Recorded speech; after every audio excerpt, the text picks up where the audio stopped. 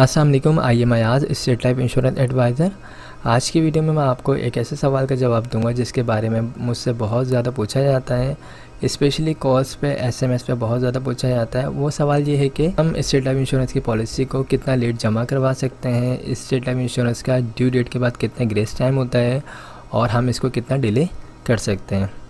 تو اس ویڈیو میں اسی سوال کا جواب دوں گا، تو اسٹارٹ کرتے ہیں اس ویڈیو کو۔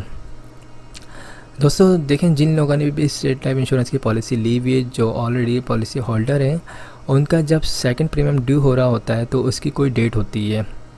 اب فار ایگزامپل اگر کسی کی ڈیو ڈیٹ ہے 10 مارچ، تو 10 مارچ کے بعد آپ کے پاس جو گریس پیریڈ ہوگا سیکنڈ پریمیم میں اسٹیٹ لائف کے، وہ 31 ڈیز کا ہوگا، یعنی آپ 31 دن کے اندر پالیسی جمع کروا سکتے ہیں۔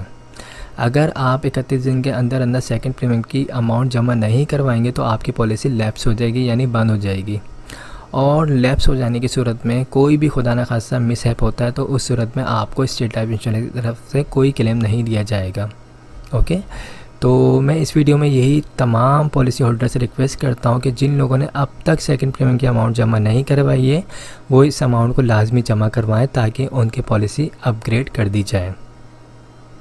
اسی طریقے سے اگر کوئی شخص جو ہے تھرڈ پریمیم یا فورتھ پریمیم جو ہے اس کی اماؤنٹ کو لیٹ کرتا ہے تو اس کے پاس جو گریس پیریڈ ہوتا ہے وہ ہوتا ہے 90 ڈیز کا۔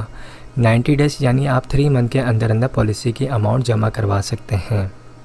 اوکے، تو یہ بیسک چیزیں ہیں جن کا معلوم ہونا لازمی ہے ہر پالیسی ہولڈر کو۔ سیکنڈ پریمیم کی اماؤنٹ میں 31 دن کا ٹائم ہوتا ہے اور تھرڈ پریمیم یا فورتھ پریمیم کی اماؤنٹ میں تقریباً 90 ڈیز کا ٹائم ہوتا ہے۔ آئی ہوپ یہ چیز آپ کو بالکل کلیئر ہو چکی ہوگی۔ اس حوالے سے اگر کوئی بھی کیوری ہو تو آپ مجھ سے پوچھ سکتے ہیں۔ میرا نمبر اسکرین پر آ رہا ہوگا 0313261809۔ آپ مجھے واٹس ایپ بھی کر سکتے ہیں۔ تھینک یو، خدا حافظ۔ ہمارے لیٹسٹ ویڈیوز کے بارے میں جاننا چاہتے ہیں تو ہمارے چینل کو سبسکرائب کریں اور بیل آئیکن کو پریس کریں۔ شکریہ۔